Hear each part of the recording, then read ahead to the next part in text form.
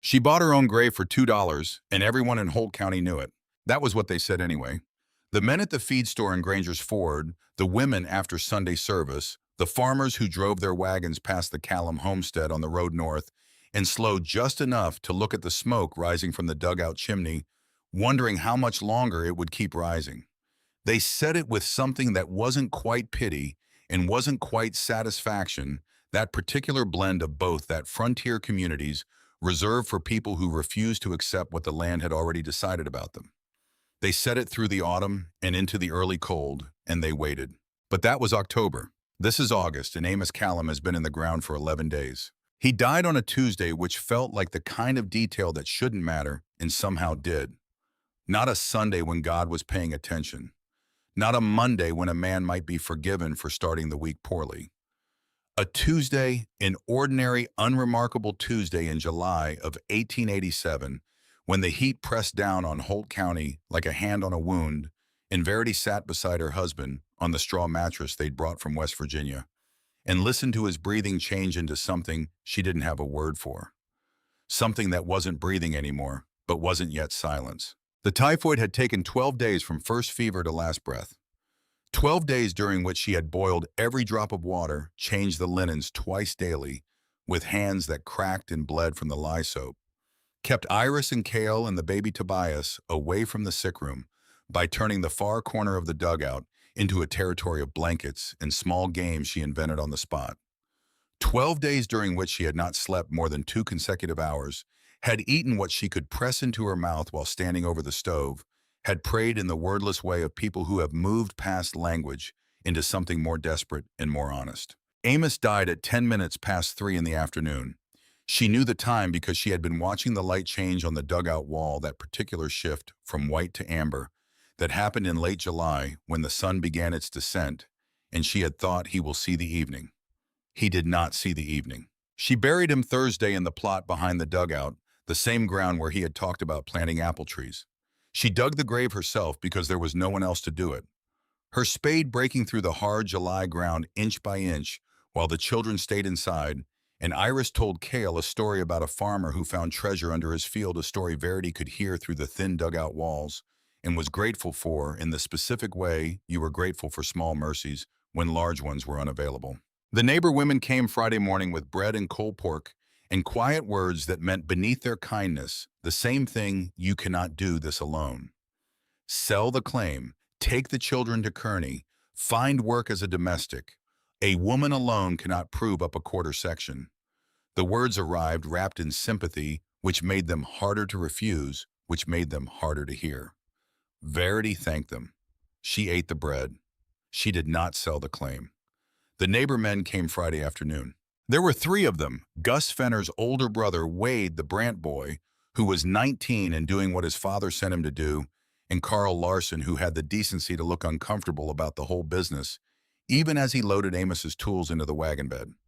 They took the saws, they took the chisels and the levels and the steel squares Amos had carried from West Virginia in a wooden box he'd built specifically to protect them on the journey.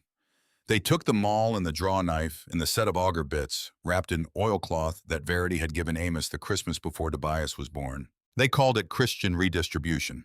Wade Fenner, who did the talking while the other 2 worked, said that Amos would have wanted his neighbors to have the use of what he could no longer use. He said it with the practiced gentleness of a man who had said the same thing before, perhaps more than once, and had learned that gentleness was the best way to avoid looking at what he was actually doing. They also took the firewood. Amos had spent the better part of June hauling cottonwood from the creek bottoms 12 miles east, splitting it, stacking it against the north wall of the dugout where it would stay dry. 5 cords, maybe close to 6. Enough, he had calculated, to get them through to March. He had been methodical about it, the way he was methodical about everything.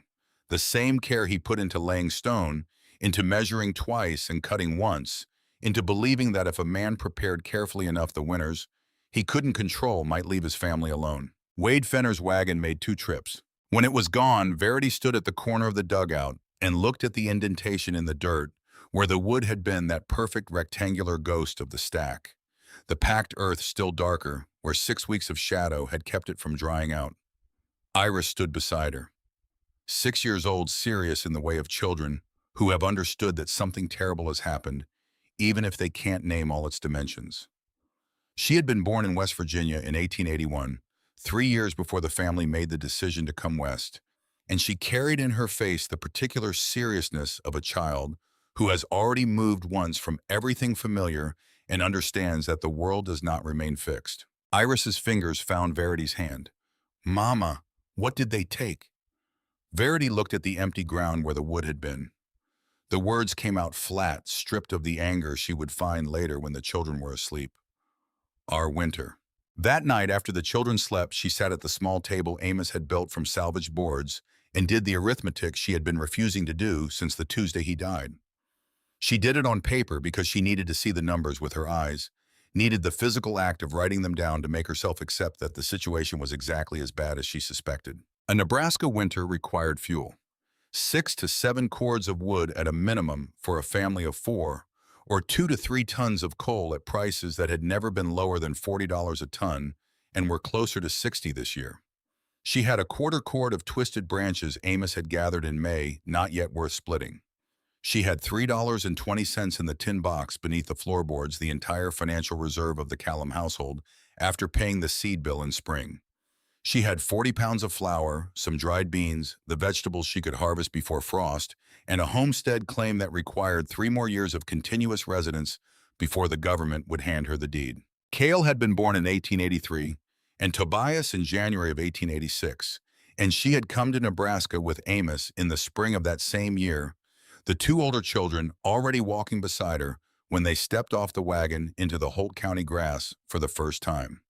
Amos had filed the claim the month before their arrival. He had believed in the land with the specific faith of a man who had spent his life working stone and understood that solid things were worth the effort they required. She wrote each number down in the column on the left.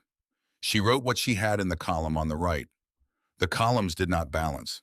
They were not close to balancing. She sat looking at the paper for a long time, then folded it twice and placed it in the tin box on top of the money.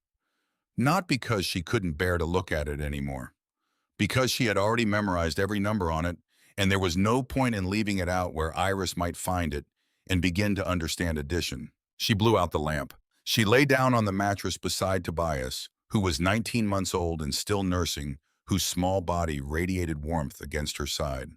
She listened to Cale breathe in the corner where he slept with his knees pulled up even in July, even in the heat the way he'd slept since he was 2. She counted her children's breaths in the dark, 1, 2, 3, and told herself she would think of something. She had always been able to think of something. She was her father's daughter. Elias Cord had been a lime burner in Preston County, West Virginia, which was not a glamorous profession, but was an honest one, and one that had made him understand stone in ways most men did not. He built his kilns from local sandstone walls 20 inches thick and shaped into truncated cones or cylinders, depending on the terrain, and he tended them through burns that lasted 2 to 3 days, maintaining temperatures above 1,500 degrees with a steadiness that required both patience and an almost physical understanding of how the rock behaved. He had taken Verity with him on night watches, starting when she was 5, standing beside her in the dark, while the kiln breathed orange through its draw holes, placing her small hand against the outer wall so she could feel what was happening inside without being anywhere near the fire. "Feel that?" he would ask. She would nod because she did feel it, the warmth coming through 20 inches of sandstone, slow and even and relentless, long after the peak of the burn had passed. "That's yesterday's fire," her father said. "Stone doesn't forget heat. Give it enough and it'll pay you back all night." She had not thought about those kilns in years. She had not thought about them because she had married a stonemason and moved to Nebraska and spent 2 years working land that had nothing to do with lime burning. But in the dark, counting her children's breaths, the memory arrived uninvited. Her father's hand over hers on the warm stone, the orange glow from the draw holes, the smell of burning limestone on a cold West Virginia night. She filed it away. She slept. Ernst Haller arrived on a morning in the 3rd week of August when the heat had not broken in 9 days and the children were listless in the dugout's narrow strip of shade. He came in a wagon pulled by a gray mule that looked as tired as everything else in Holt County that summer. And he was 52 years old, with hands like a geological formation, scarred thick patterned with decades of stone dust that had worked itself permanently into the creases of his knuckles. He had come from Baden-Württemberg in 1869, had worked his way west through Ohio and Missouri before settling in Nebraska in 1874, and had built 14 stone houses in Holt County over the following 13 years. He was not a man anyone had ever successfully argued with about stone. He had known Amos. He had worked alongside Amos on the foundation, the 14 by 16-foot rectangle of carefully laid limestone that rose 18 inches above the prairie soil before the typhoid made further work impossible. He came, he said, when Verity met him in the yard to see how she was getting on. Verity had rehearsed what she would say. She had been rehearsing it since the morning after the neighbormen took the tools, refining it through 11 days of sleepless calculation. She would offer to work cooking, washing, whatever his household needed in exchange for his labor finishing the foundation. Walls and a roof, a proper house. She was not too proud to work for what she needed. She was her father's daughter, and her father had never been too proud for honest work. She got 3 sentences into her proposal before Haller raised one of those geological hands and stopped her. He walked past her to the foundation crouch, pressed his palm against the limestone Amos had laid. He examined the corner joints, the mortar lines, the levelness of the courses. He stood, looked out across the prairie where the August grass had gone. The color of old paper said nothing for long enough that Verity began to understand the silence was its own answer. The foundation is solid. When he finally spoke, it wasn't the beginning of a negotiation. Your husband was a careful man. 14 by 16 walls would have been 20 inches thick. A good small house. Then you can finish it. She kept her voice even. She had practiced keeping her voice even.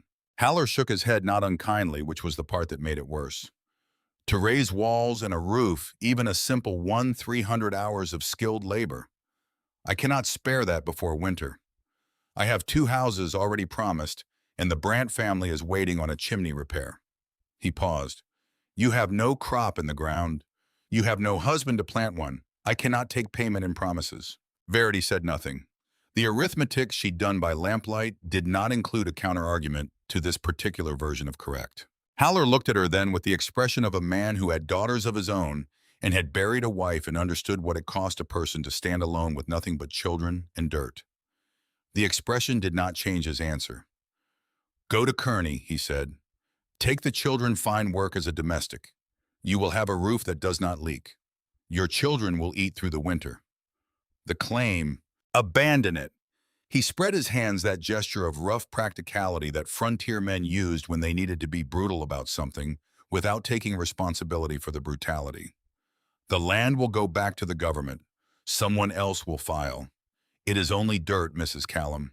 It is not worth dying for. Verity looked at the foundation her husband had laid at the sharp edges of the limestone that hadn't yet weathered to the softness of old stone, at the 18 inches of careful work that was supposed to become the bottom course of walls, that would become a house, that would become a life.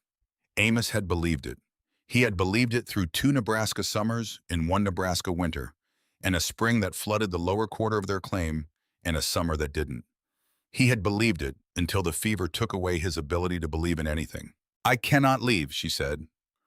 Haller's expression shifted, not to cruelty because he was not a cruel man, but to the particular hardness of someone who has decided that compassion requires honesty, even when honesty lands like a stone dropped from height. He had seen 11 Nebraska winters. He had seen what happened to families that tried to survive on will alone when will wasn't enough. Then you will die here. He said it simply, without drama, the way a doctor names a disease. A stone foundation is not a house. You cannot raise walls alone. You cannot cut enough fuel. A woman with 3 small children and no husband has no business on a homestead claim through a Nebraska winter. He looked at the children, at Iris watching from the dugout doorway, at Cale in the dirt, with a stick, at Tobias sleeping against Verity's chest in the cloth carrier she'd made from a flour sack. When he looked back at Verity, his voice was flat and certain as the prairie itself. Go to town before the snow comes. Go before you kill those children. He climbed into his wagon without looking back. The gray mule turned on the track. The wagon raised a plume of yellow dust that hung in the breathless August air long after the sound of wheels had faded, and Verity stood in the yard with Tobias warm and oblivious against her chest, and Haller's words settling into her like water finding the lowest place. She did not cry. She had not cried since the Tuesday afternoon 3 weeks ago when she realized Amos wasn't breathing, and she did not intend to start now in the yard where the neighbors might see her from the road. She went inside. She took the folded paper out of the tin box. She added a new line to the left column, 300 hours of skilled labor unavailable. She folded it again. She put it back. Reverend Silas Cord came the following Sunday, which was the first Sunday she had not appeared at the Granger's Ford Lutheran Church since her arrival in Nebraska. He drove a black wagon appropriate to his station and wore a black coat and carried the expression of a man performing a duty that God required of him, regardless of his personal enthusiasm for it. He was 58 years old, had led the congregation since 1879, and considered the spiritual and practical ordering of his community to be essentially the same project. Women without husbands were disorder. Disorder required resolution. He had a resolution. His name was Ezra Mott. Verity did not invite Cord inside. The center roof beam of the dugout had developed a crack she didn't fully trust, and she had decided that inviting a man of Cord's weight into the space beneath it was an unnecessary risk in a season already full of necessary ones. She stood in the doorway and listened while he described Ezra Mott, a widower himself, 41 years old. 80 acres proved and deeded a sod house with a stone addition. 4 children who needed a mother's hand. A good man, a solid man. A man who had Cord said with the particular delicacy of a man raising the subject of money in a spiritual context, offered a bride price sufficient to settle whatever debts Amos might have left behind. "What happens to my claim?" Verity asked. Cord spread his hands in the same gesture Haller had used, which made her wonder if it was something men learned on the prairie or brought with them from elsewhere. "It returns to the government. Someone else files. Someone else gets what Amos died building." "Amos is dead, Mrs. Callum." Cord's voice carried the gentleness of a man who believes gentleness and condescension are the same virtue. "The dead have no claims. The living do, and the living must be practical." She returned to kneading the bread she'd been working when he arrived. Her arms ached. Everything ached now, the specific ache of a body that had been asked to do more than it was designed for and had agreed anyway. "I am not marrying Ezra Mott." Cord came back the following Sunday. He mentioned Ezra Mott again, mentioned the children again, mentioned the winter coming, the way everyone was mentioning it now, as though she might not have noticed the angle of the light changing or the mornings that had begun arriving cold. She declined again. He came a third time on a Wednesday, which told her this visit was not pastoral duty, but something with a harder edge to it. He stood in the yard with his hat in his hands and his expression arranged into concern, and he told her he had heard about her project. "My project," she said. "The Marsh Granary." He shook his head slowly. "People are talking, Mrs. Callum. A roofless stone cylinder. A burned-out grain bin. People are saying, people can say whatever they find useful." Cord stepped closer. His voice dropped into the register he used for serious matters, for deaths and scandals, and the kind of conversations that required a certain privacy from the open air. "I have spoken," he said, "with the Henderson family on Croft Road, and with the Albrecht family near the creek, and with Margaret and Dora Sims." He paused, letting her understand before he said it plainly. "If you should fail this winter, if the Lord should call you home, or if circumstances should make it impossible for you to continue, these families are prepared to receive your children. Iris to the Hendersons, Cale to the Albrechts." He paused again. "Tobias to wherever can take an infant." Verity went still. It was not that she hadn't known this was possible. It was that Cord had said, "wherever can take an infant," with a specificity that told her he had already moved past possibility into planning. He had found the families. He had made the arrangements. He had mapped out the dissolution of her household with the same organizational thoroughness he brought to the harvest social in the Christmas pageant. Her children had already been distributed in his mind. All that remained was for her body to comply with what he had decided. Iris would go to a house she didn't know. Cale, who slept with his knees pulled up and called for her in the night, sometimes without waking, would go to another house on the other side of the creek.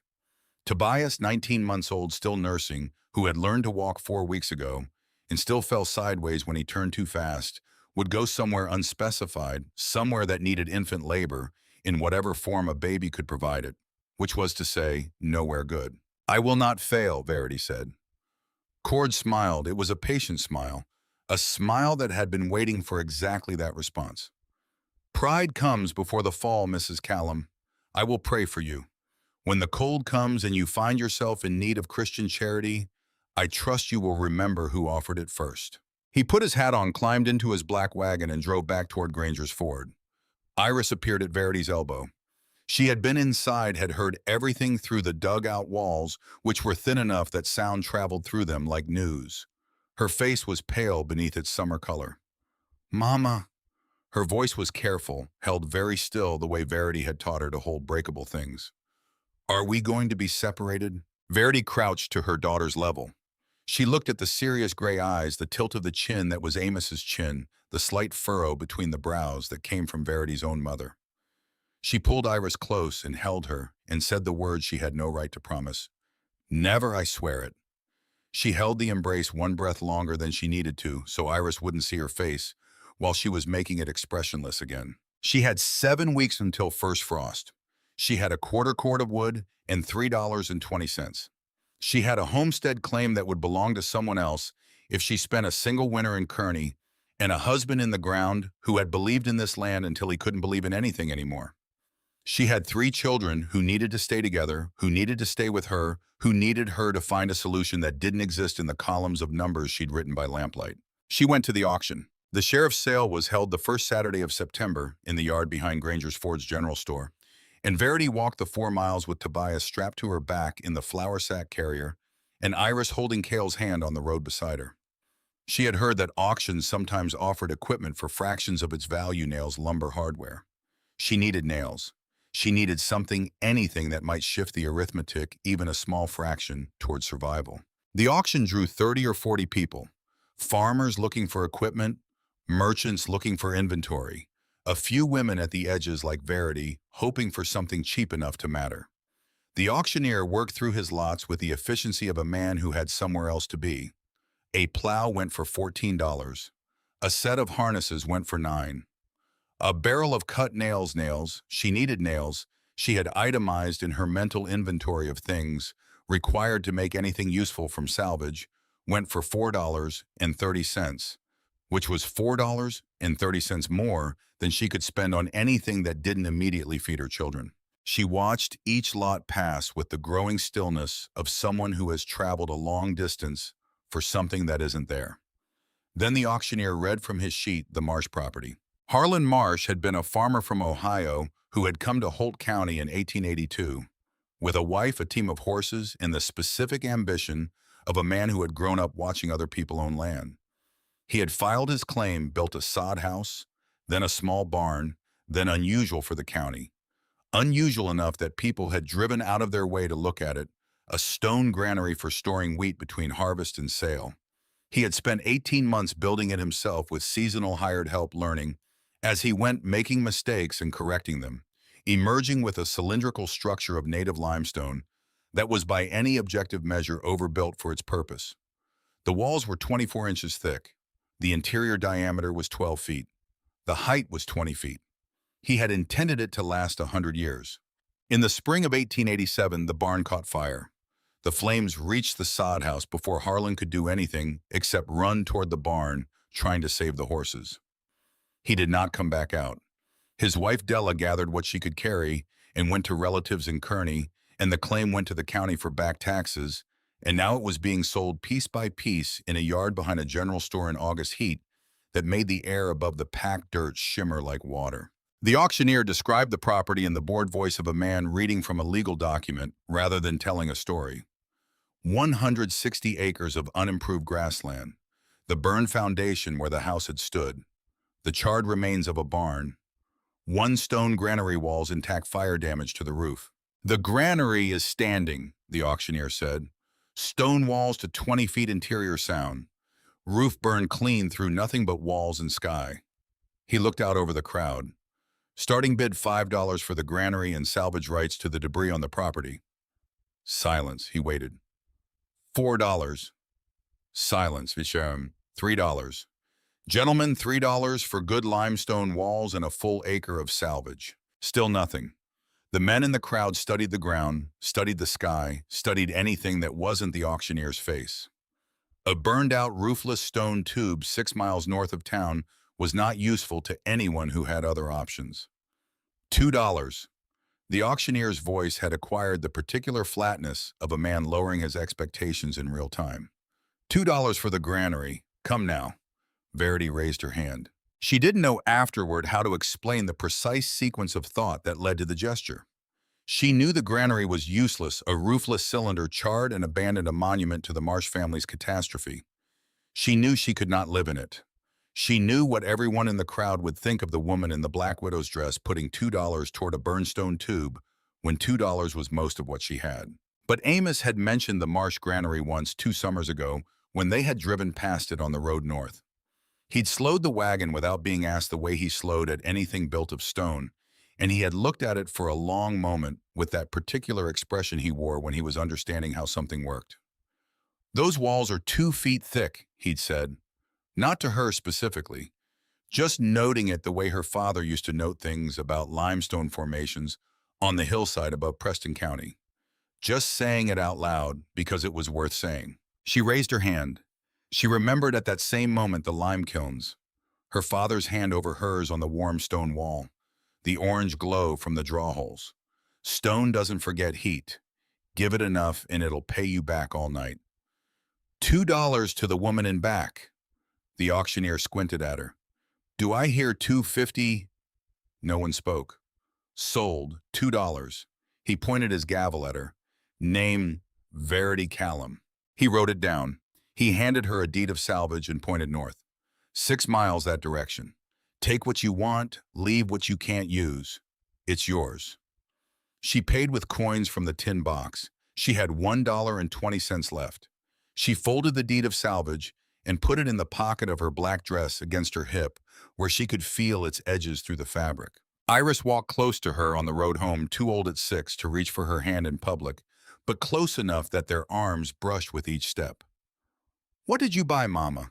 Verity considered the question for half a mile before she answered. What she had bought was a burned stone cylinder with no roof, no floor, no chimney, no door, no windows, and no obvious purpose to anyone who looked at it from outside. What she had bought was 6 miles of walking, $1.20 remaining, and a memory of her father's hand on warm stone in the dark. "A possibility," she said finally. "I think I bought a possibility." The next morning she left Iris and Cale with the Vander family, the one neighbor who would still watch them in exchange for Verity's labor washing linens, a transaction that cost her an afternoon a week, and her pride, which was a fair price for what it bought. She walked the 6 miles to the Marsh property with Tobias on her back and the September sun already working hard enough to make the road shimmer. The granary stood alone on the flat, the sod house foundation and barn ruins spread around it like wreckage, and the cylinder itself rising above everything else, 20 feet of blackened limestone against the blue sky, improbable, stubborn, too solid to have burned, and too well built to have fallen. The fire had taken everything softer. The stone had remained. She went in through the grain-loading doorway, a rectangular opening at ground level where the Marshes had once maneuvered wagons. The interior smelled of old ash and rain that had come in through the open top and dried and come again. Charred roof timbers lay in a heap on the dirt floor, collapsed inward from the burn. The walls rose around her in a perfect circle, blackened with smoke at the lower levels, cleaner higher up where the fire hadn't reached as fully, and above them, open sky. She stood in the center and felt the temperature. It was perhaps 15 degrees cooler inside the stone cylinder than it had been on the road outside. In early September, with the sun at its work, the interior was the temperature of a root cellar, cool the way things are cool when they have been protected from direct heat for long enough that the protection has become their nature. The walls had absorbed the cold of the previous night. They were giving it back now slowly, the way her father's kilns gave back heat, slowly, the same principle working in the same direction. She pressed her palm flat against the limestone. Cool, solid, alive in the way her father had always said stone was alive, not with breath or movement, but with memory. She stood in the center of the burned granary for a long time doing the calculations she had been afraid to do. A standard homestead cabin, 200 square feet, thin pine walls, 4 inches thick, gaps chinked with mud and straw, was essentially a box for losing heat. You heated the air inside and it leaked out through every surface constantly, day and night, and you burned fuel to replace what you lost, and eventually you either ran out of fuel or made it to spring. That was the math of wooden construction on the Nebraska plain. That was why 6 cords of wood was the baseline for a family of 4, Because the walls helped nothing. The walls were simply the shape of the heat leaving. These walls were 24 inches of solid limestone, more than 6 times the mass of a 4-inch pine board. The interior was 113 square feet smaller than the dugout, smaller than any space she'd lived in since childhood. The circular shape had no corners where wind could find purchase, no right angles where cold air could accumulate and work against the warmth. What if she thought the walls did the work? What if instead of heating the air inside a leaky box all night, she heated the stone patiently, carefully, the way her father had tended his kilns, and then let the stone pay it back? Small space meant less air to warm. Thick walls meant the heat she put in stayed and absorbed and held, given back slowly through the hours when the fire burned low or went out entirely. It was not a theory she had invented. It was a thing she had learned with her hands at the age of 5, standing beside a man who understood stone the way most men understood horses or weather or the specific weight of debt. The idea was, she knew, objectively strange. This was a grain bin. It had no floor except dirt, no chimney, no door worth the name, no insulation beyond the stone itself. Haller would have called it madness. Everyone would have called it madness. But the dugout's center beam had cracked again in last week's rain. The foundation Amos had laid could not become a house without 300 hours of labor she couldn't pay for. And Reverend Cord had already named the families who would receive her children when she failed. She was still standing there when she heard footsteps behind her. The woman who appeared in the grain doorway was perhaps 44 years old. Though grief had added a decade to the surface of her face in the way grief did when it arrived fast and took everything at once.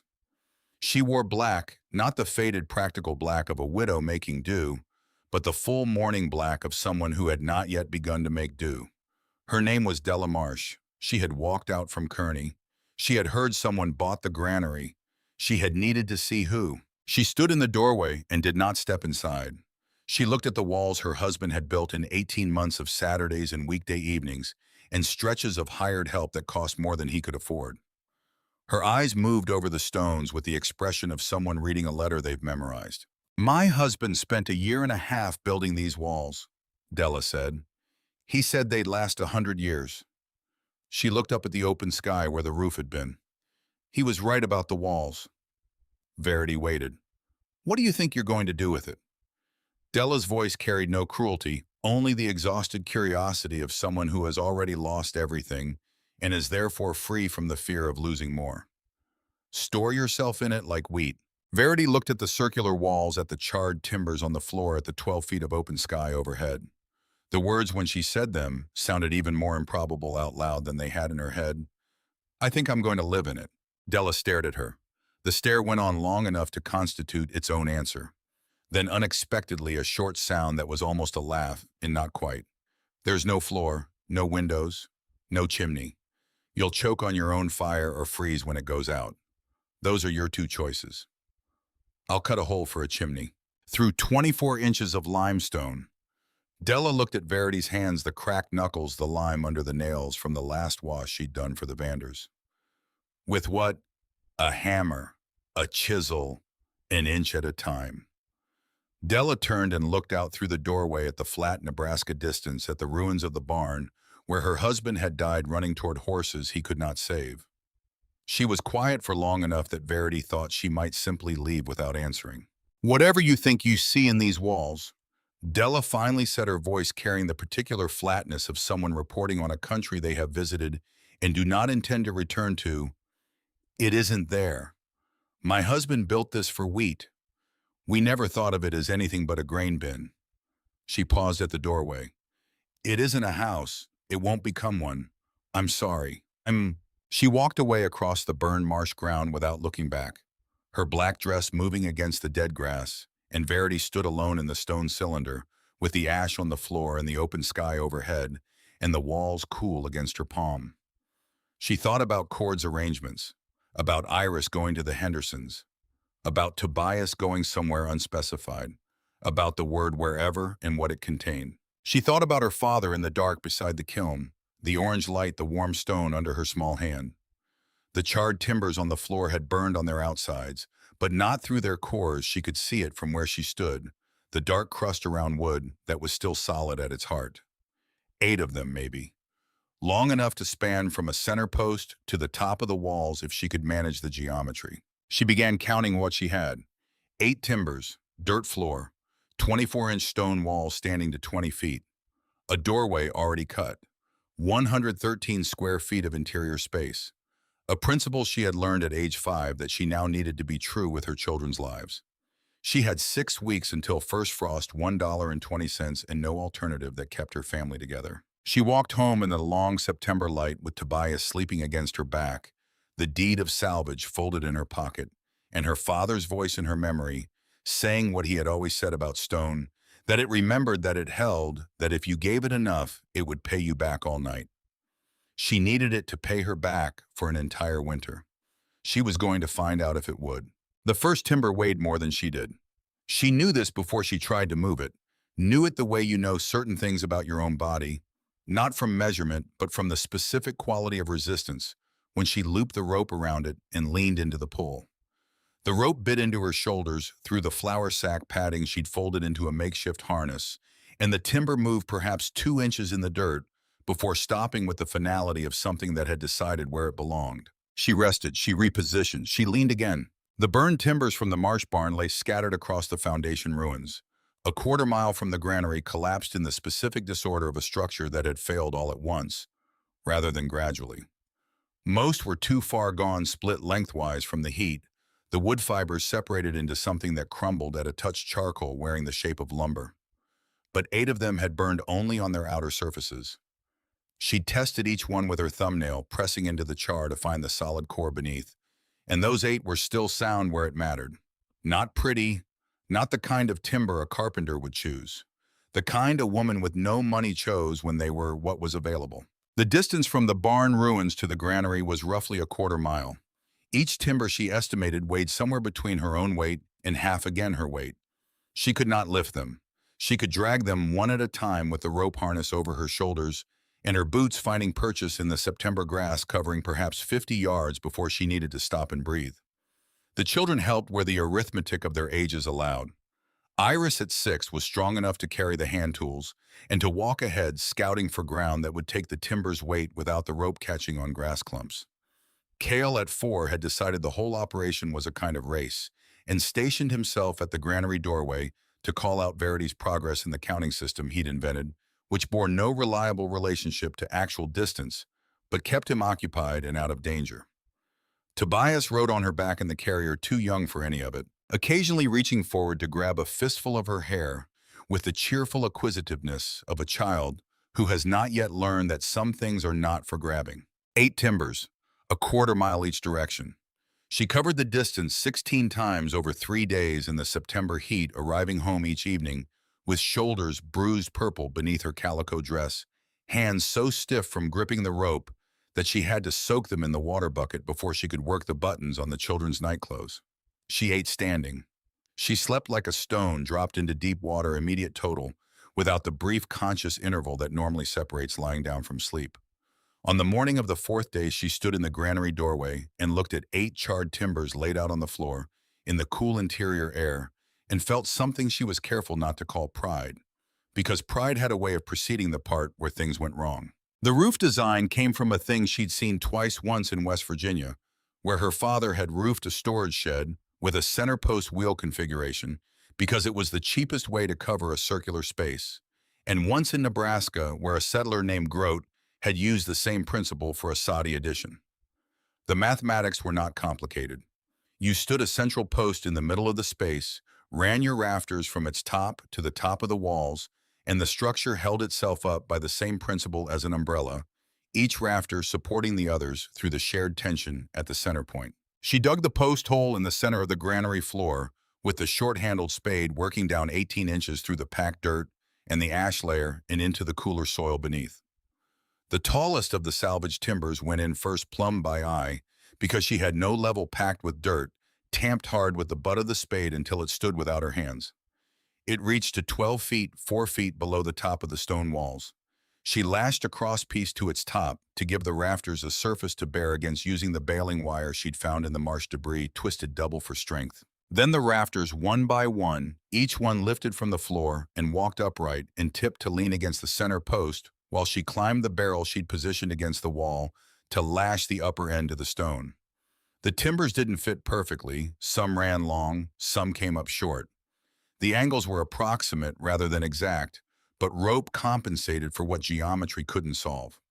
When the last rafter was in place, she descended the barrel and stood in the middle of the space, looking up at the skeleton of her roof. 8 blackened beams radiating from the center post to the walls like the spokes of a wheel that had seen better days. Ugly, asymmetrical in places, structurally sound in the way that mattered, which was the only way that counted.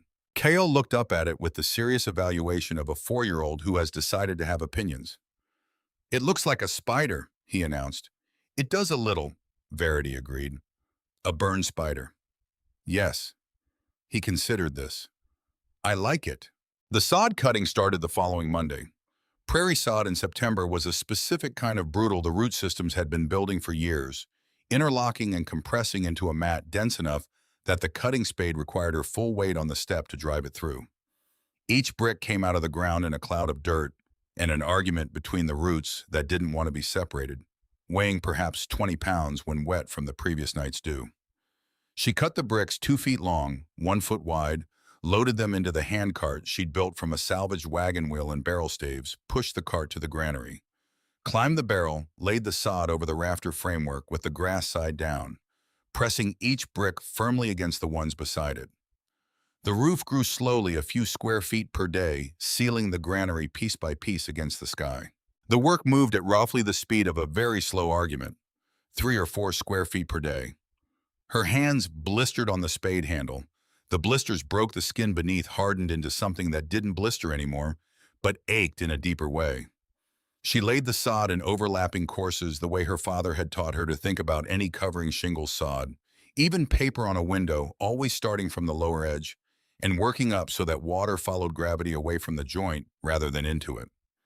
The weight of the wet sod pressed the courses together as it dried, filling gaps, settling into a surface that was lumpy as a bad road but continuous. On the 12th day, she was near the top. The framework was perhaps 80% covered, the open section around the chimney hole still waiting, when she climbed the barrel with a particularly heavy sod brick and put her weight on the rafter below her left foot. The timber had been sound when she tested it. She had pressed her thumb into it, felt the resistance, judged it acceptable. What she hadn't accounted for was the difference between the weight of a thumb and the weight of a woman, the difference between testing a thing in isolation and testing it loaded with the accumulated stress of 12 days of sod. The crack came not as a sound, but as a sensation, a sudden absence of resistance beneath her left foot, a quarter second of nothing where there should have been wood, and then the fall. 8 feet. She hit the dirt floor on her left side, the sod brick landing beside her and breaking apart on impact. The barrel toppled. For a moment, the only sound was the settling of dirt and the soft collapse of the broken brick, and then Iris's voice from the doorway. "Mama." Verity lay still and took inventory. Right side intact. Left shoulder functional but already reporting something insistent and unpleasant. Left wrist, which had taken the impact of her catch attempt, swollen in the first minute, turning a color that moved through pink toward the deeper registers. Not broken, she moved the joint through its range, and the pain was wrong for a break more diffuse than the specific bright agony of fractured bone. Badly bruised, sprained. Iris crossed the granary floor and crouched beside her. 6 years old, her father's chin, her mother's eyes, in an expression of absolute controlled calm that no 6-year-old should have to maintain. "Are we going to leave?" Verity looked up through the gap in the roof at the sky, September blue, cloudless, the kind of sky that made Nebraska look like a promise. She pulled herself to sitting. Her left wrist made its position clear. She looked at her daughter's face, at the fear beneath the calm, at the question that wasn't really about leaving, but about whether the thing they had started could survive being broken before it was finished. "We are not leaving," Verity said. Her voice came out steadier than she had any right to expect. "Hand me the spade." She finished the roof with her left arm strapped to her body, with a strip of torn sheeting, working from the barrel with her right hand, only passing bricks up to herself one at a time from a pile she'd positioned below. It took 4 more days to complete what should have taken 2. The broken rafter she spliced with a piece of the barrel stave and lashing wire, testing it 3 times with her full weight before trusting it. The final section of sod went on during a light rain that made the whole enterprise muddier than it would otherwise have been. And when she climbed down for the last time and stood in the granary interior, looking up at the covered roof, water tracked along the sod seams, but did not fall through. The roof held. She stood in the center of the space. Her space now, her 12-foot circle of limestone and salvaged timber in Nebraska grass, and listened to the rain that was outside it. The chimney was a different problem. Stone did not yield to effort the way wood did. You could not push through it or split it or persuade it. It had its own timeline and its own terms, and those terms required a specific technique she did not have. She picked the spot herself 8 feet above the floor on the north wall, angled slightly upward to encourage draft, marked it with charcoal, and began with the tools she owned: a 2-pound mason's hammer, a cold chisel that had belonged to Amos, and the approach of someone who has never done this before, but has no alternative to figuring it out. After 5 days, she had penetrated approximately 3 inches into 24. Her hands had moved through the stages of injury with a grim efficiency. Blisters burst. Blisters, raw skin, callus cracked, callus blood. The charcoal mark on the wall mocked her from above. She had calculated in an idle moment of self-punishment that at this rate the chimney hole would be complete sometime the following spring, which was not useful information. August Fenner found her on the 6th morning. He was 67 years old, Scots-Irish, like herself, had come to Nebraska from the same West Virginia hollows where she'd grown up, though they hadn't known each other there. Preston County was not so small that everyone was acquainted, only small enough that everyone shared the particular set of habits and values that the mountains produced. He had known Amos from the early days of the Callum claim, had helped him with the foundation survey, had the kind of friendship with him that men of few words build from shared labor rather than conversation. He had not spoken to Verity since the funeral, not from coldness, but from the Scots-Irish belief that grief was a private country, and uninvited visitors were an intrusion, regardless of their intentions. He was walking the north road to Granger's Ford when he saw the smoke of her cook fire, and then through the granary doorway, the figure on the ladder with a hammer raised against stone that was clearly not cooperating. He stopped walking. He watched for what Verity would later estimate was 10 minutes long enough that she became aware of the watching without being able to stop what she was doing to acknowledge it. Then he sighed, the long, particular sigh of a man overruling a decision he'd already made, climbed through the granary doorway, crossed to the ladder, held up one hand, took the hammer from her with the other. He looked at the wall. He looked at the meager progress. He looked at her hands, the wrists still faintly swollen in its wrapping, the blood-dried brown on her knuckles. "You're doing this wrong."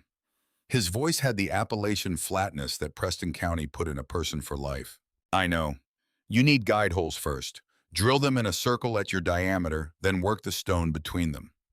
He turned the hammer over in his hands, examining the cold chisel she'd been using. "This angle is wrong too. You're fighting the stone. You need to work with the grain." He spent the next 4 hours demonstrating. He had a star drill in the canvas tool bag. He carried a proper chisel, set a heavier hammer than hers, in 40 years of understanding how limestone behaved when you asked something of it. He drilled guide holes with a rhythm that was almost musical. 3 strikes, quarter turn, 3 strikes, quarter turn, the drill biting into the rock with the patience of someone who knows the rock will eventually yield, because it always does. He cut between the holes with precise angled strikes that sent chips flying rather than grinding the stone into dust the way Verity's approach had been doing. In 4 hours, he accomplished more than she had in 6 days. When the hole was through 8 inches in diameter, angled correctly, 24 inches of limestone open to the outside air, he handed the tools back to her without ceremony. He looked at the hole for a moment with the neutral satisfaction of a craftsman assessing completed work. Then he looked at her wrist, still wrapped, still telling its story. "Amos would have done the same for my wife." He picked up his tool bag. "This isn't charity, it's a debt." He walked to the doorway, then stopped without turning.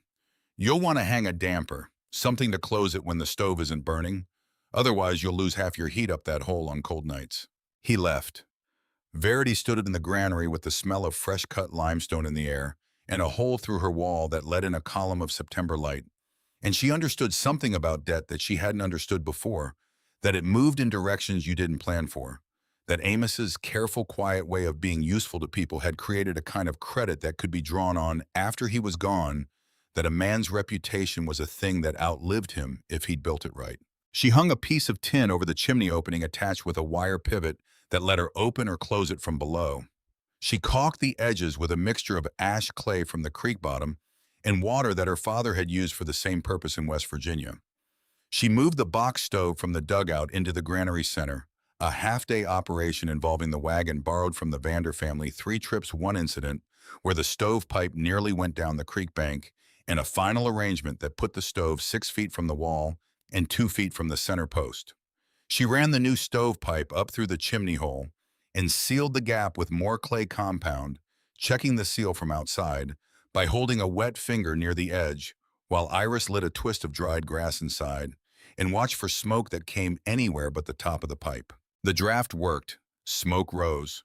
October arrived the way it did in Nebraska.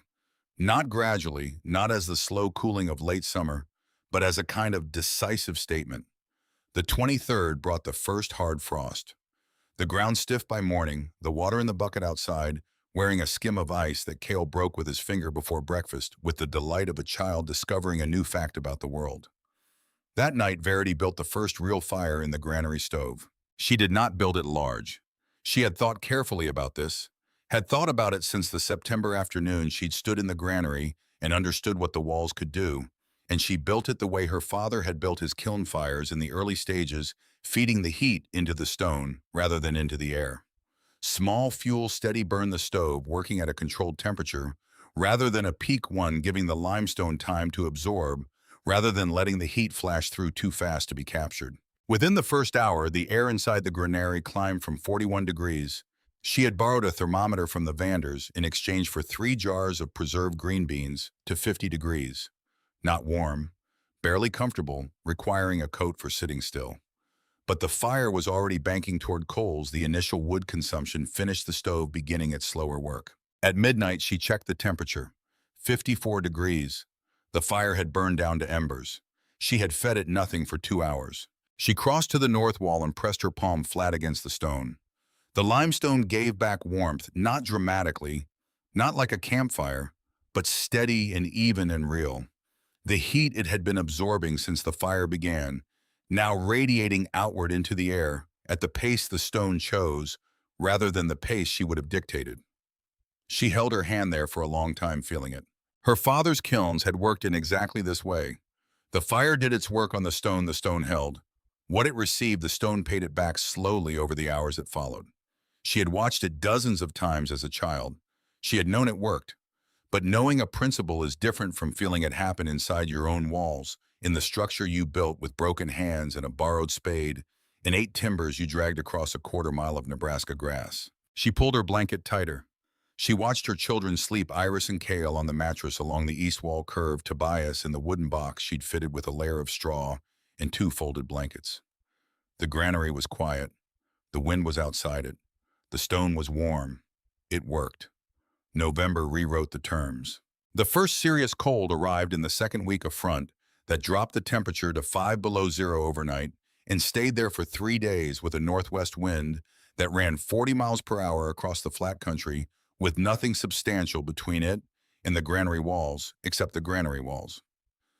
Verity had been burning conservatively through October, calibrating her fuel consumption against her reserves, learning the minimum fire needed to maintain a workable interior temperature. Now she burned more, stoking the stove every 3 hours through the first night, keeping the stone at the temperature it needed to do its job. The interior temperature dropped from 52 degrees at nightfall to 46 degrees at dawn. A 6-degree loss over 8 hours of sustained below-zero cold with 40-mile wind. She knew because she had walked to the Larson place 2 miles east to check during the cold snap what the same night had done inside a frame cabin. Ingrid Larson had met her at the door with the expression of someone who had spent the night in a sustained emergency. Ice on the inside of the windows. Ice feathering across the interior wallboards. Carl had burned fuel at twice his projected rate just to keep the temperature from dropping below 30, had sent the children to bed with heated bricks wrapped in cloth, had sat up feeding the stove every hour. 2 miles away in a 12-foot stone cylinder that everyone in the county had agreed was a kind of slow suicide, the temperature had dropped 6 degrees. Ernst Haller heard about it from August Fenner, who had heard it from the Vanders, who had heard it from Iris, who had mentioned the thermometer reading to the Vander girl with the guileless pride of a child reporting her mother's accomplishments. Howler walked 3 miles through the remaining snow to see for himself. He did not knock. He stood outside the granary in the thin afternoon light and looked at the smoke rising from the chimney, looked at the stone walls, stood there long enough that Verity, who had seen him from the doorway, had time to consider whether to acknowledge him before he acknowledged her. She waited. He came to the wall. He pressed his palm against the outside surface. She watched his face change. He was feeling what she had felt in October, the warmth coming through the stone from the interior. The heat she had put into those walls over the previous weeks radiating outward even to the outside surface. Not as much as inside, but enough to tell anyone who knew how stone behaved that something was happening inside these walls that wasn't happening inside a framed cabin with 4-inch pine boards. He stood with his palm on the stone for a full minute. When he lowered his hand, he turned and looked at the granary from a few feet back. The circular plan, the sod roof, the single chimney, the absence of corners where a square structure's weak points accumulated. He was a man who had built 14 stone houses in this county, who had spent 30 years understanding how walls behaved. He was seeing something he had not thought to look for. He didn't knock. He turned and walked back the way he had come through the November stubble, and Verity watched him go. He did not look back. Whatever he was carrying with him now, he would carry it alone until he decided what to do with it. December brought Cord back. She had not expected him. The Mott arrangement had presumably collapsed when Ezra Mott directed his interest elsewhere, and she had believed that the Reverend's investment in her situation would dissolve with it. She had been wrong about what drove Silas Cord. It was not matchmaking that moved him. It was order. It was the particular discomfort of a man who had organized his community around a set of expectations about how women lived and what they could do alone, watching one woman decline to perform her part in that arrangement. He came on a Tuesday in the second week of December. He tied his horse at the granary doorway rather than the dugout, which told her he already knew she had moved her household. He ducked through the doorway and stood in the interior with the expression of a man reassessing his predictions in real time. The granary was 50 degrees inside.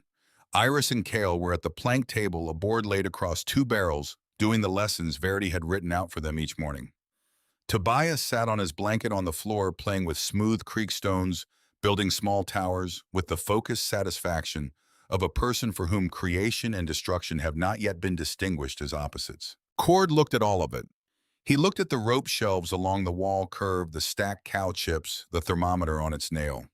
He looked at the children who were clearly manifestly alive and warm and occupied with the work of being children. His expression did not become warm, but it became complicated, the expression of a man whose prediction has failed to materialize and who has not yet determined how to accommodate this fact without accommodation becoming admission. He had come, he said, to offer a final piece of counsel before the serious cold set in. Ezra Mott had found another arrangement, a widow from Garfield County with grown children, an approved claim. The practical solution Cord had built for Verity was no longer available. What remained was the offer of church support for her relocation to Kearney before the deep winter months. Verity continued helping Cale with his letter practice while Cord spoke. She did not stop what she was doing because stopping would have implied that stopping was warranted. The January cold is different from November cold, Cord said. He had moved to stand near the stove, which she noticed. Even a man delivering a verdict preferred warmth. You have managed so far. November is not January. What you have here will not be enough when the real cold comes. His voice carried the patient certainty of someone who has decided the future in advance. When the spring comes, Mrs. Callum, and we find it necessary to make arrangements for your children. When spring comes, Reverend. Verity set down the pencil, turned to face him fully, her voice carrying the absolute steadiness of someone who has made a decision so deep it lives below the level where fear operates. Come find us here. Cord looked at her for a moment. He looked at the walls. He put his hat on. God forgive your pride, he said, not unkindly, which was the most Silas Cord ever conceded to a person he believed was wrong. He left. The cold air came in through the doorway for a moment after he'd gone. Then the blanket door fell back into place and the granary returned to its 50-degree quiet. Cale looked up from his letters. Iris was watching the doorway with that controlled expression that meant she had heard more than Verity would have chosen for her to hear. He's not coming back, Iris said. Not a question. No. Verity picked up the pencil. Now show me the letter G. January arrived by degrees and then all at once. The first week was cold but navigable, temperatures in the single digits at night, rising to the 20s during the day, the kind of cold that tested Verity's fuel calculations and confirmed that they were holding. She was burning at roughly 60% of what a frame cabin would require for the same interior temperature. The walls were doing their work. The circle held the heat the way a cupped hand holds water, and Verity fed the stove with the disciplined patience of a woman who has learned to trust a principle she cannot explain to anyone who hasn't felt it with their own hands. On the 10th of January, Tobias coughed. It was a small sound at first, a child's winter cough, wet at its edges, in a way that she noted without alarm. Children coughed. Children recovered. The granary was warm and dry enough that this was unlikely to become anything serious. She made him a steam tent with the pot of water and a blanket, watched his color stay good, felt his forehead and found it unremarkable. A winter cold, she told herself. Normal. On the 11th, his forehead told a different story. She stayed up that night with him in her arms, seated on the mattress, with her back against the curved west wall, which radiated warmth against her spine from the fire she'd fed 3 hours before. She counted his breaths, 32 per minute, then 34, then back to 30, and watched his chest for the labored heave that would mean something worse than a cold. His lips stayed pink. His color stayed reasonable. At some point, she slept with him on her chest and woke with her neck aching, and Tobias still breathing, still warm in the wrong direction. Dawn on the 12th of January came mild. The thermometer outside the granary read 32 degrees at sunrise, exactly freezing, which in January in Nebraska felt like a gift from a source that didn't usually give gifts. The snow on the ground had softened overnight, the surface crusting to slush where the early light touched it. Tobias's fever seemed to have eased in the warmth of the night. He nursed without coughing, which was the best sign she had. Iris asked if they could play outside, and Verity, looking at the mild sky at the children who had been inside for 3 solid days of single-digit cold, said yes. She spent an hour gathering the last scattered cow chips from the edges of the fuel pile, the ones that had migrated from the main stack in the earlier snowfalls, pressing them out of the slush with both hands and carrying them back to the granary in her apron. The morning was quiet, the way January mornings were quiet when the cold relented. No wind, the sky a pale flat gray sound traveling strangely in the thick air. Cale was running a course he'd designed between 3 rocks he'd set as markers. Iris was walking the perimeter of the granary with her arms out, measuring its circumference in steps. Tobias sat in the mud near the granary doorway, building something with pebbles, his color better, his breathing easy. Verity straightened from the fuel pile and looked northwest. The sky in that direction had changed. She did not know when it had changed, only that it was different now from what it had been an hour ago. Darker, not with clouds, she recognized, not with the color of normal storm weather, but with something that sat lower on the horizon than weather. Usually sat a darkness that had the quality of a solid thing rather than a meteorological one, as though the sky itself had been replaced out there with something that wasn't sky. She had been watching it for perhaps 30 seconds when the first breath of wind reached her. Cold. Not the mild cold of the morning. A different temperature entirely, the kind of cold that didn't arrive gradually, but announced itself at full strength in the first moment of contact, her face tightening against it, her breath turning visible in an instant. Iris. Her voice came out at precisely the level she needed it, not a shout, not a panic, but the specific tone that her daughter had learned in 6 years to respond to without question. Take your brothers inside. Now. Iris looked at the horizon. She didn't need to understand the meteorology. She saw her mother's face. She had Cale by the hand before Verity had crossed half the distance to the granary doorway. The wind hit full force when Verity was 10 yards out, and the world went white. Not white like snow, white like the absence of everything else. The granary, the fuel pile, the 3 rocks Cale had set as markers, the sky above the ground below, all of it erased into a single featureless white chaos that moved at 40 miles per hour and felt against her skin less like weather than like a decision the continent had made about human habitation. She went to her knees on the freezing mud. She put her hands out and felt for the ground. She oriented herself by the wind direction. The wind was coming from the northwest.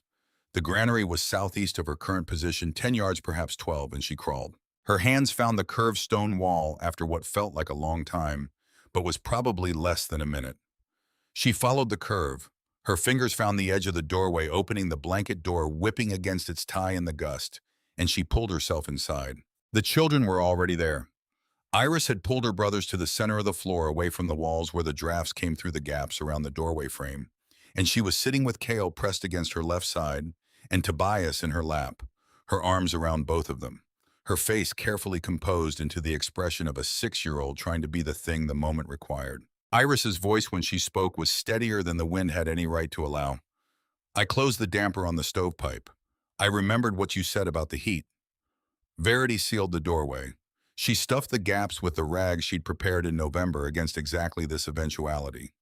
She checked the stove cold she'd let the fire die in the mild morning, the morning that had looked so reasonable an hour ago, and she struck the matches. First match, the draft from the gaps, blew it out before it touched the kindling. Second, same. Third, it caught, held for a second, went out. She cupped her hands around the fourth match and brought it to the kindling with both palms as a windbreak, and this one caught, and she fed it carefully, chip by chip, the way her father had started to burn slowly with more patience than the cold wanted to allow, building the fire up through its stages rather than smothering it with too much fuel too fast. The fire grew. The stove began to tick with expanding metal. The air inside the granary was 44 degrees. Outside, in the hour between the mild morning and the fire's first real heat, the temperature had dropped 27 degrees. Verity looked at her children in the firelight. Iris still holding her brothers, her arms not shaking, her face not shaking, doing the thing that needed to be done with the same refusal to be overcome that her mother had been modeling for her since July, and she thought, we are in it now. She began calculating what she had. The fuel pile inside the granary, what she'd carried in over the previous week in anticipation of bad weather, she counted it in her mind's inventory.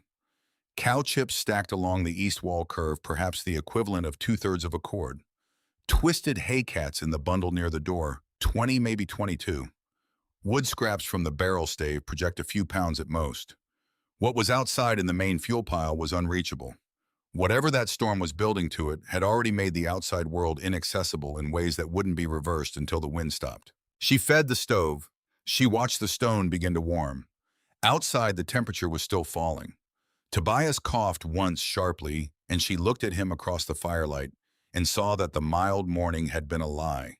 His body had told her, because his cheeks were the high red of a child whose fever had not eased at all, but had simply waited for a moment when she was looking at the sky to climb higher. She gathered him from Iris's arms and held him against her chest, and felt the heat rising off him, and the stove crackled and the wind screamed against the curved stone walls that Harlan Marsh had built to last 100 years.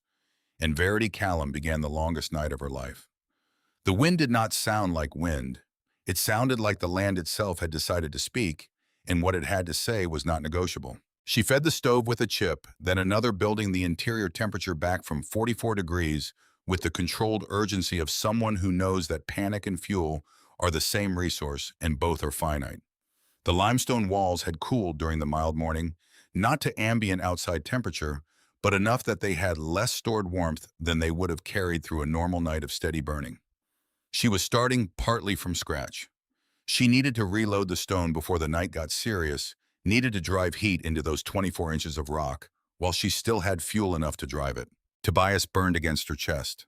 She had set Iris to watch the stove while she assessed him, pressing her lips to his forehead the way her mother had taught her, that specific thermometer of maternal skin against infant skin that measured not in degrees, but in categories of alarm. He was past the first category, past the second. His breathing came in shallow pulls that didn't sound right, each one finishing with a slight catch at the end, like a question his lungs were asking that his body couldn't answer. She stripped his outer layer. She took the cloth from the water bucket. The water not yet frozen, the interior temperature had not dropped that far. Wrung it damp, laid it against his forehead while she held him. He whimpered at the cold of it, then stilled. The firelight made the angles of his face look older than 19 months. She sang the song her father had sung on the long kiln nights, the one with no name she'd ever known. Just a melody carried from his own father about mountains that didn't move and stone that didn't forget.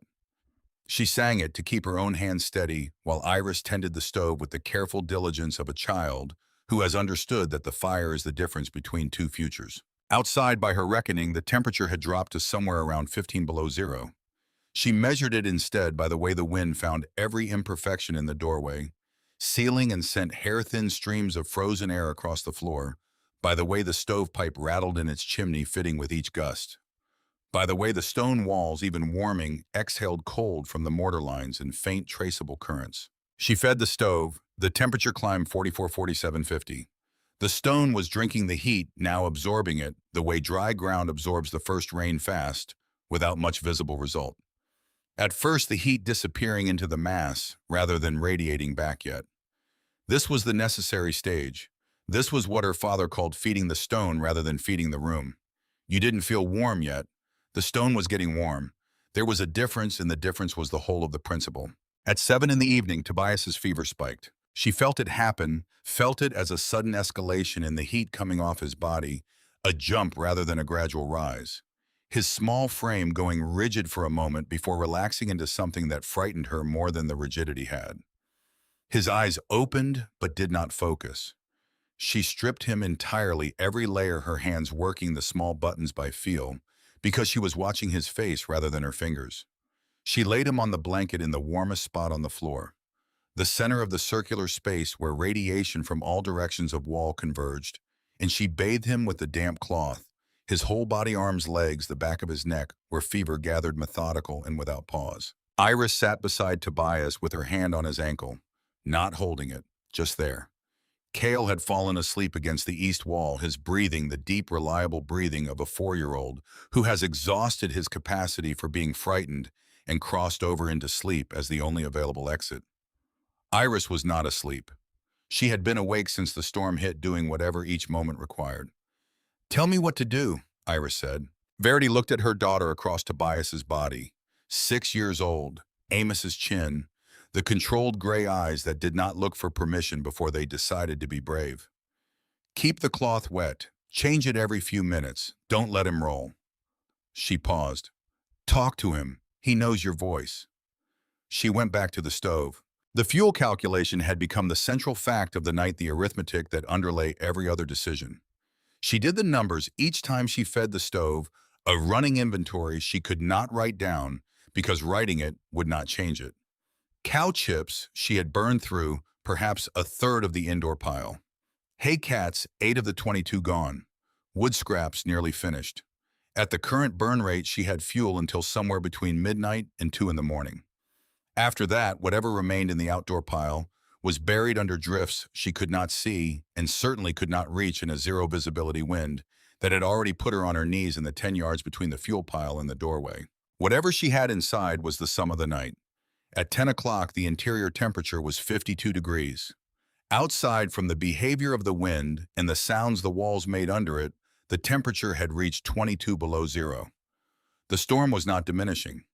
It had found its level and stayed there, not building to crisis and releasing, but sustaining at crisis hour after hour, until whatever was in its path had made its decision about endurance. At midnight, she made the decision.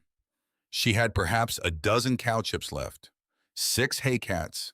The wood scraps were gone. She sat beside the stove with what remained in a pile beside her right hand, and she did not feed them in. She looked at them. She looked at the temperature reading 40 degrees, having dropped from the earlier peak as the fuel consumption slowed, and she did the final calculation, not with numbers, but with everything she knew about stone. The walls were warm. She could feel it from where she sat, the radiation coming off the curved limestone in the steady, reliable, unpanicked way that stone released what it had been given. Those walls had been absorbing heat since October, 3 months of careful, patient burning, 3 months of giving the limestone what it needed to do its work. They held something. They held what weeks of fire remembered. If she burned the remaining fuel now, the interior temperature would reach 44, perhaps 45 degrees. By 4 in the morning, with no more fuel to add, it would have dropped back to whatever the walls alone could maintain. She would have spent her reserve for 2 hours of marginally warmer air. If she stopped now, the walls would give what they had. Slowly, without drama. The way stone always gave, not in a rush, not in a crisis, but in the long, even release that her father had trusted through the kiln nights of her childhood. The temperature would drop. It would drop toward freezing. Whether it crossed that line depended on what 24 inches of November and December heated limestone could hold against a 22 below zero night with no fire to help it. She was betting her children's lives on the answer. She moved them to the center of the floor. She took Tobias from Iris's careful watch, wrapped him in every blanket she owned. 3 layers the quilt from West Virginia on the outside, the one her mother had made from fabric scraps saved through years of careful keeping. The one she had carried across 4 states without unpacking it once, because it was the thing her mother's hands had made, and some things you carried regardless of the weight. She pressed Tobias against her chest inside the blankets. She pulled Iris against her right side, Kyle against her left. He woke briefly, registered his mother's arms around him, and returned to sleep with the trust of a child who has not yet learned that trust requires evidence. The 4 of them in a heap on the center of the dirt floor, every piece of cloth in the granary piled on top. She banked the remaining fuel beside the stove where she could reach it without moving from the pile. She did not feed it in. She put her hand on the wall one more time before she settled into the blankets.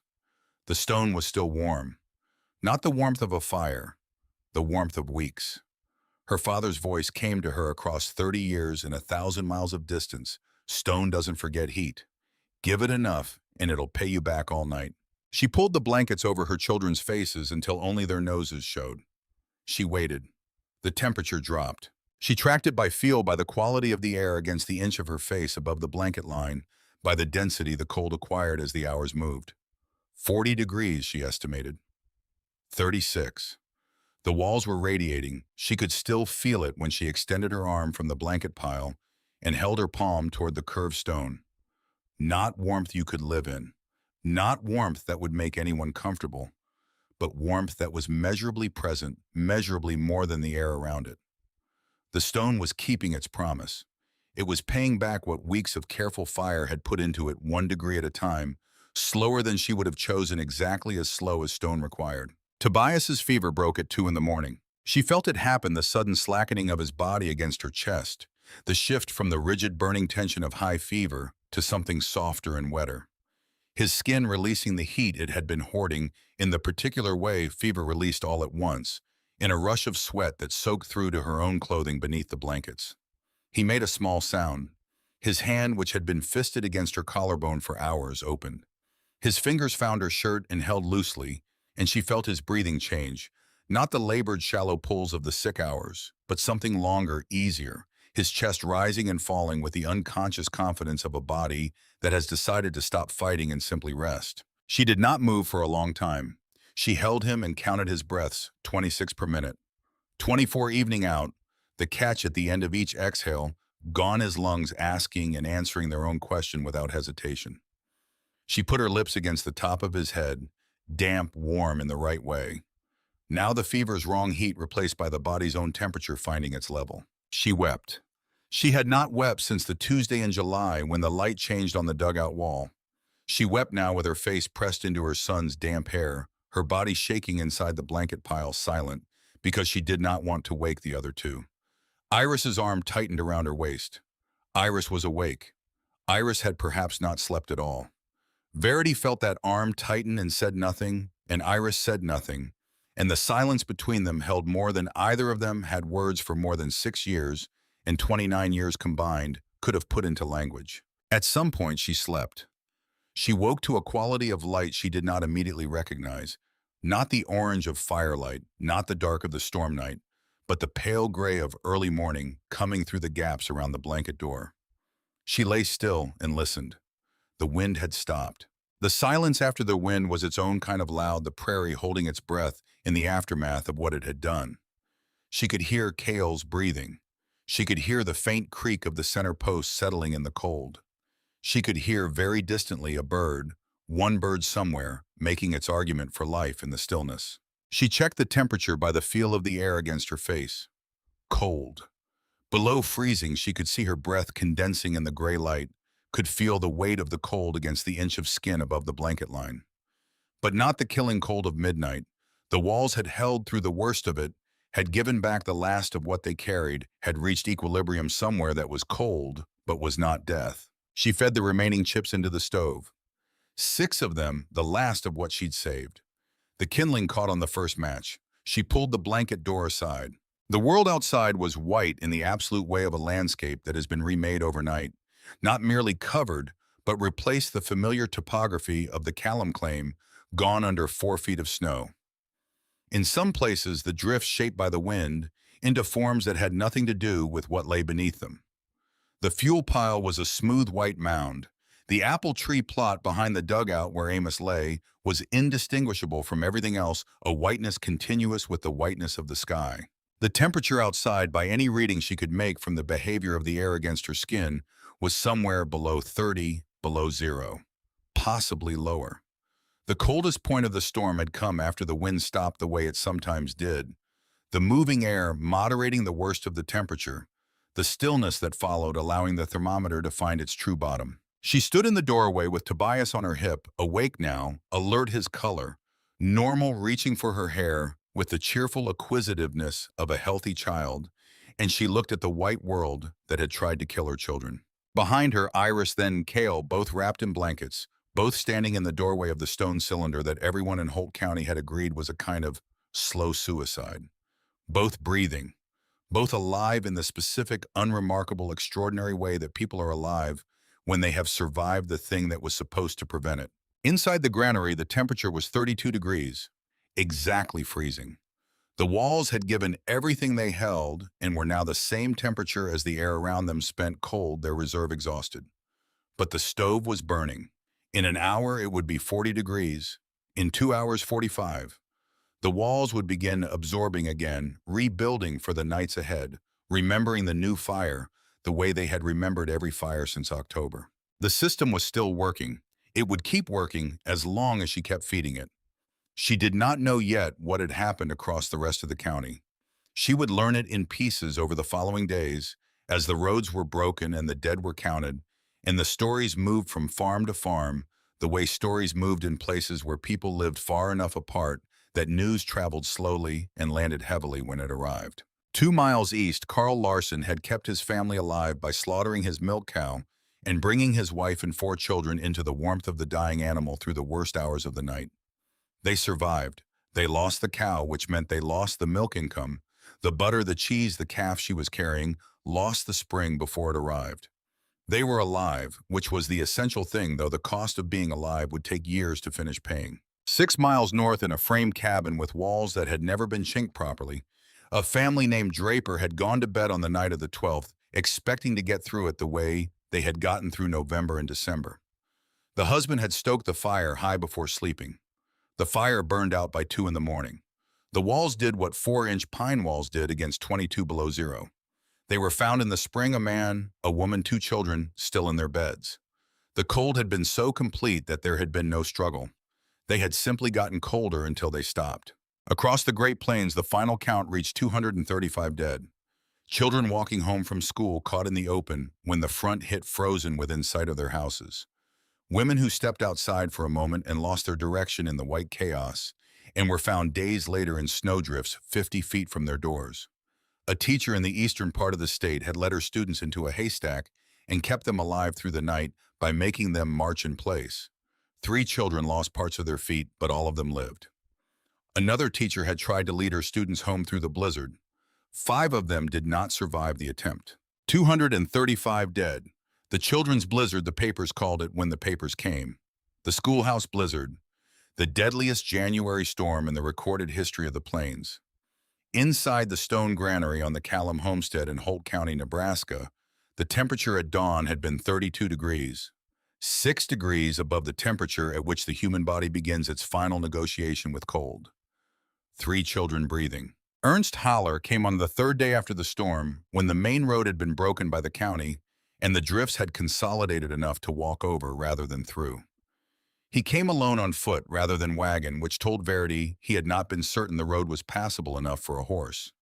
He stood outside the granary for several minutes before coming in. She watched him through the gap in the blanket door, standing in the January light with his hands in his coat pockets, looking at the stone structure from various angles. The way he looked at buildings he was assessing. He was seeing something. She let him look. When he came in, he stood in the center of the floor and turned slowly. He looked at the rope shelves, the stove, the mattresses along the wall, curved the thermometer Verity had retrieved from outside.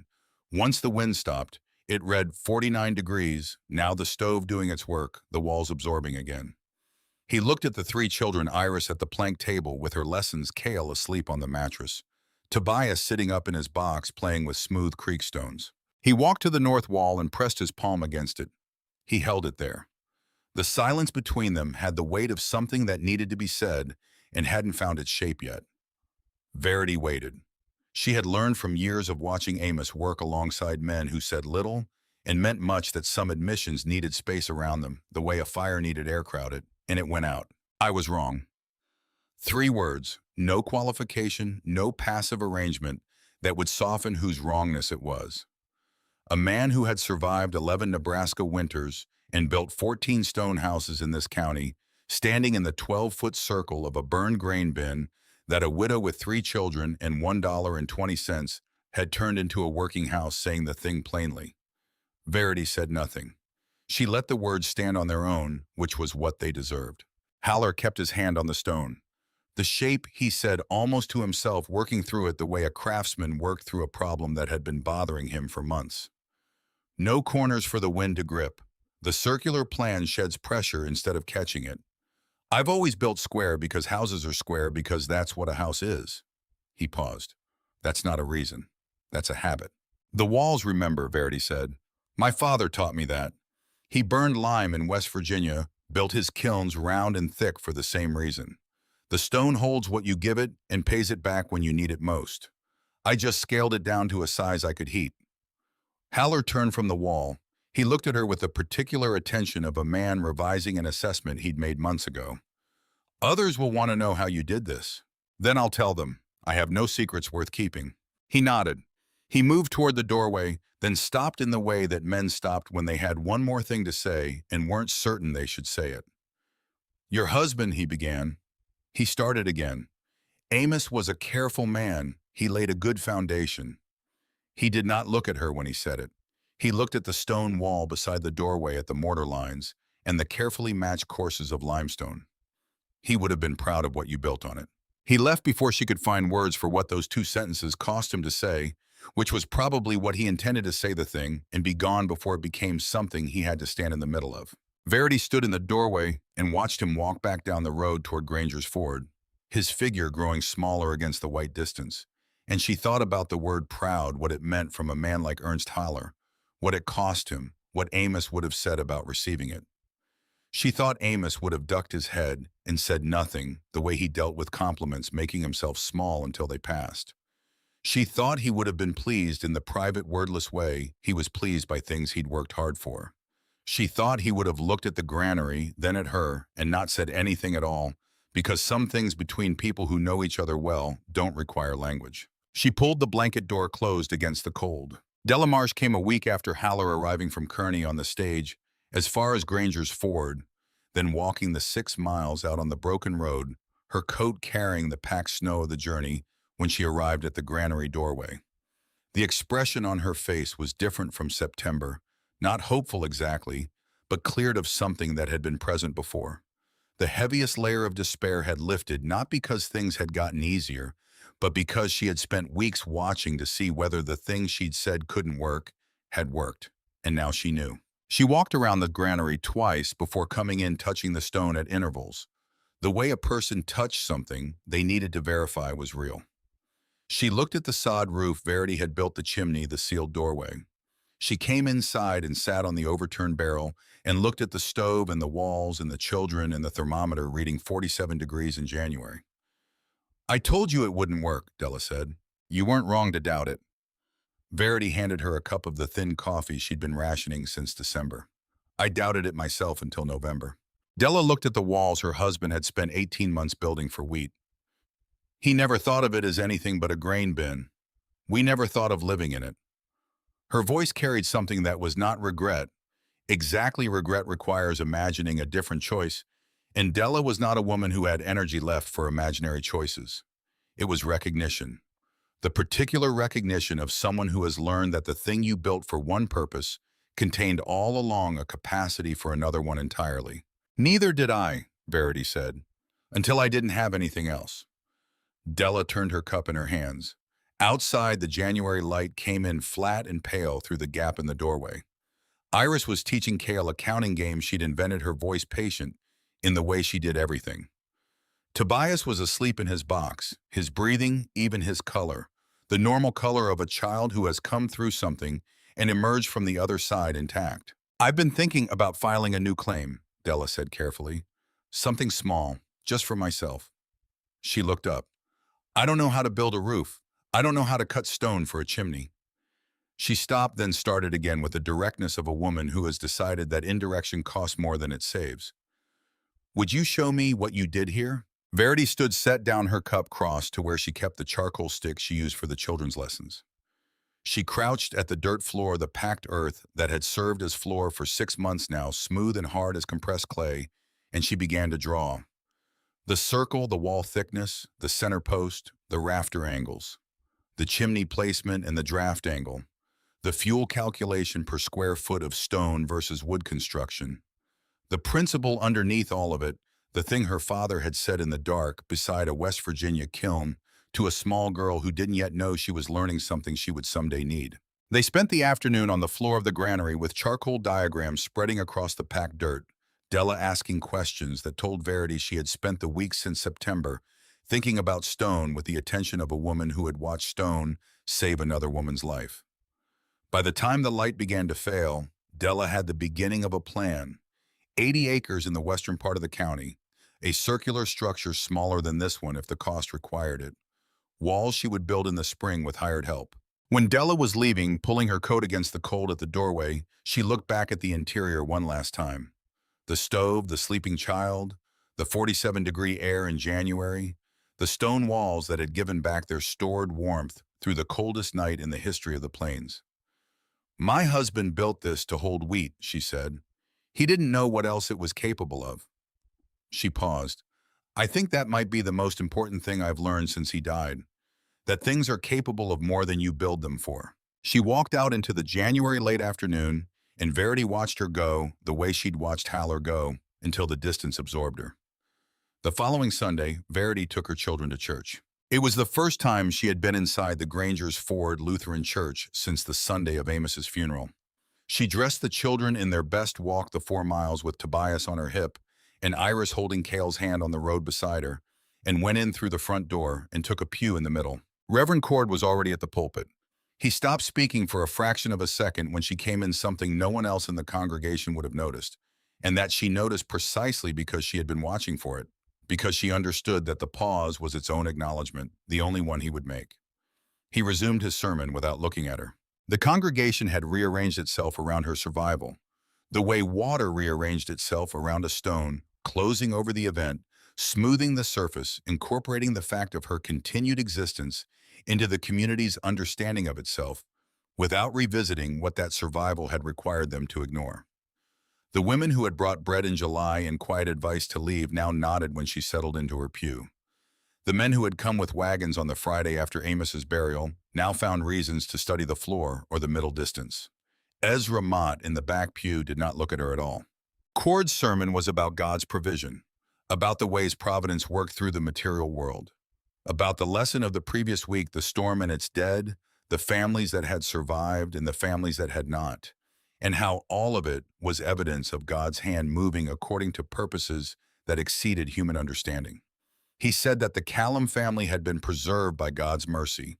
He said it with the conviction of a man who has found the framing that allows him to accommodate a fact without revising his analysis of the person the fact involves. He did not say she had been right. He did not say he had been wrong. He did not say anything about the 3 arranged families, the Hendersons, the Albrechts, the unspecified household that had been prepared to take an infant called Tobias, who was now alive in his mother's arms in the middle of the congregation. He said God moved in mysterious ways, which was the thing you said when the mystery had been less God's than your own. Verity sat through the sermon with Tobias in her lap and Iris on her right side and Cale on her left. She did not demand acknowledgement. She had not come for acknowledgement. She had come because this was her community, the one that had failed her, the one that had threatened her, the one that had taken her husband's tools and distributed his firewood and arranged for her children to be dispersed across 3 households when she died. Her community, the only one available in Holt County, Nebraska in January of 1888. She had come because she was still here, and her children were still here, and the fact of that required no commentary from anyone in the building. She looked straight ahead through the sermon.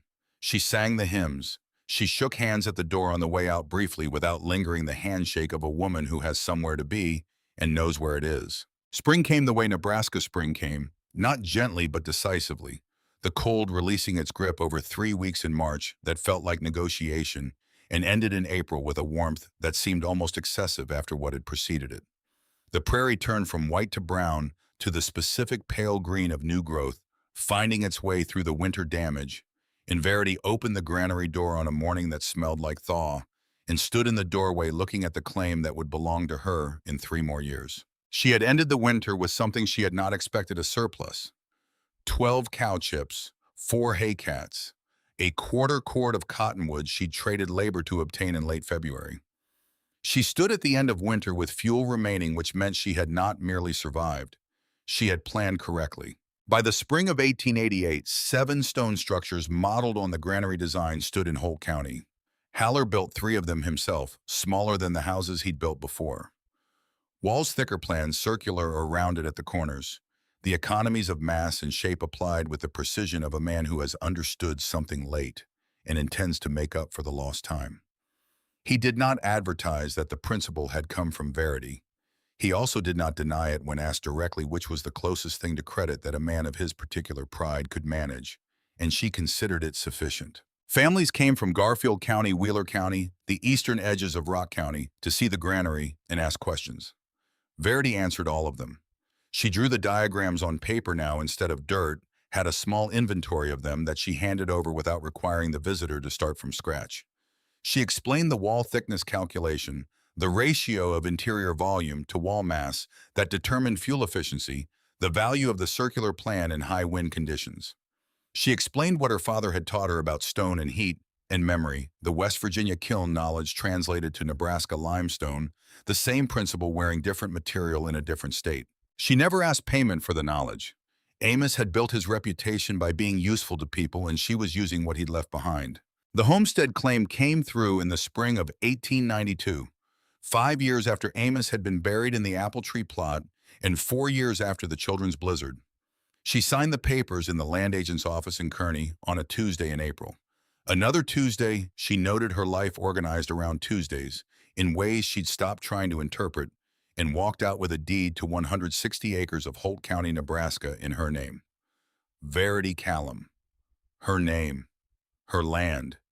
The land Amos had believed in until he couldn't believe in anything anymore, now belonging to the woman who had stayed on it when everyone agreed she shouldn't. She did not remarry.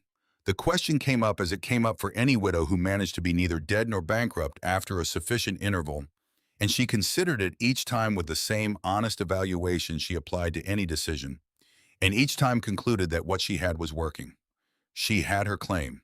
She had her children. She had a stone structure that had proved capable of more than anyone had built it for, and she had the knowledge of why it worked, which was the most portable thing she owned. She expanded the granary twice, first a rectangular stone addition for the children as they grew, walls 20 inches thick and the corners rounded in the style she'd learned from the building's own logic. Then a separate stone kitchen attached to the north end that gave her the first dedicated cooking space she'd had since the dugout collapsed in 1895 when the center beam finally finished what it had been threatening to do since July of 1887. Each addition she built in partnership with whoever was available, and willing sometimes, Haller, sometimes the grown children of neighboring families who had been taught the method by their parents.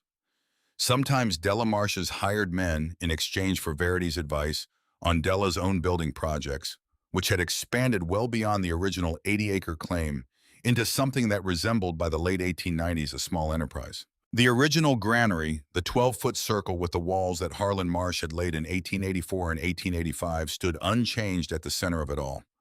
She did not modify it. She did not improve it.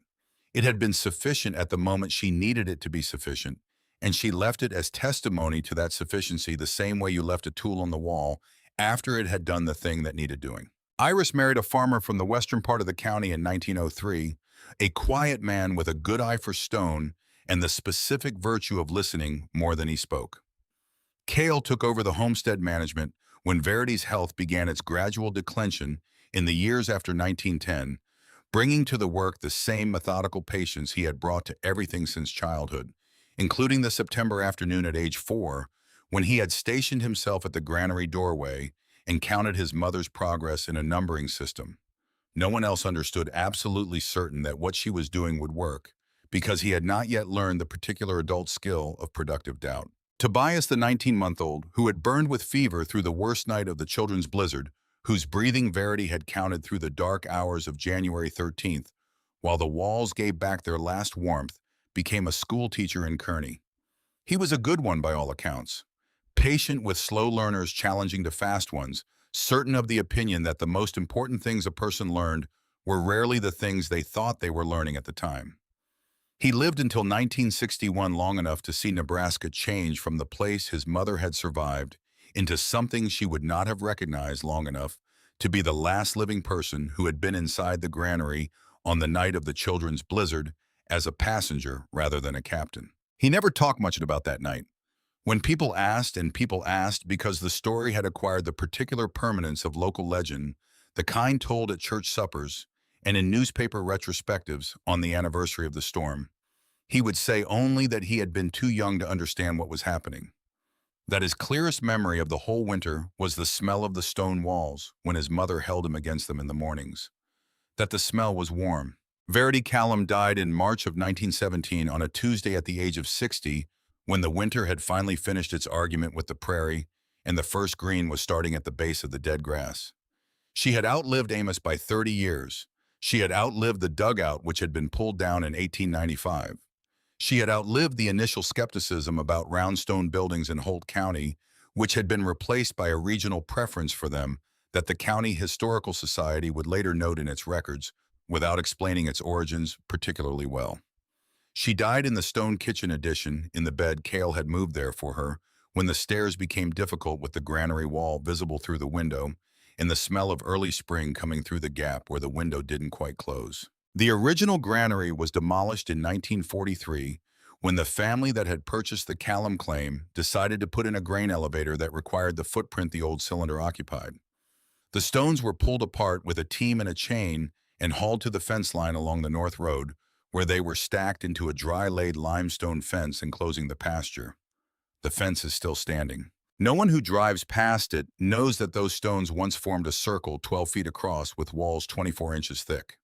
No one knows that a woman and 3 children spent the winter of 1887 to 1888 inside them, including the night of January 12th, when the temperature outside dropped to 34 below zero and the temperature inside held at 32 degrees, because the stone remembered every fire she had built since October. No one knows that the principle she applied, stone holding heat the way a cupped hand holds water, giving it back when the fire was gone, went on to shape how dozens of families in Holt County built their winter shelter and those families' children after them. The fence marks nothing now. It keeps cattle in the pasture on one side, open grass on the other. On winter mornings when the sun has been working the south-facing stones since dawn, you can put your hand on them and feel it, not warmth, exactly not the warmth of a fire or a house or a living thing. Something quieter, something that has been stored and held and is now slowly being given back. The stone remembers.